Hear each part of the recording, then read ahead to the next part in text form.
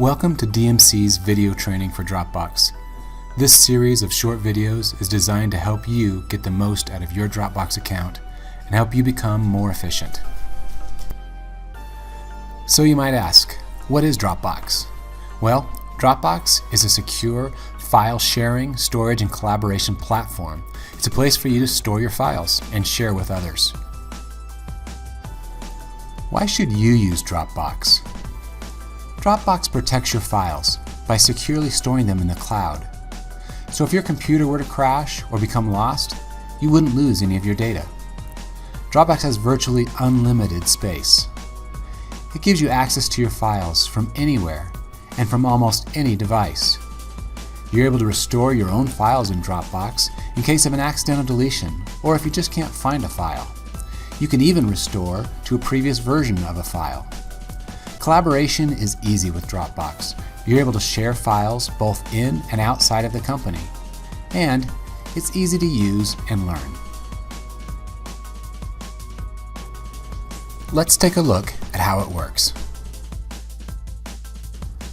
Once Dropbox is installed on your computer, you'll notice a new folder called Dropbox with DMC Global in parentheses.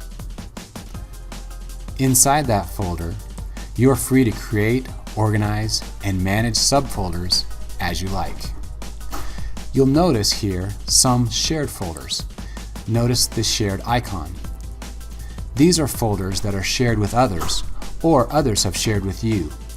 We'll cover sharing in another video. Any file or folder stored in Dropbox gets automatically copied to the Dropbox cloud servers.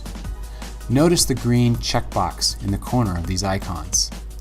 This is an indicator that these files have successfully been synchronized to the cloud. So anyone you're sharing with will also be using the latest version of those files.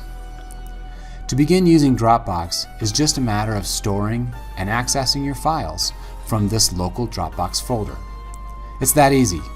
Of course, there are more techniques and advanced features we'll cover in later videos.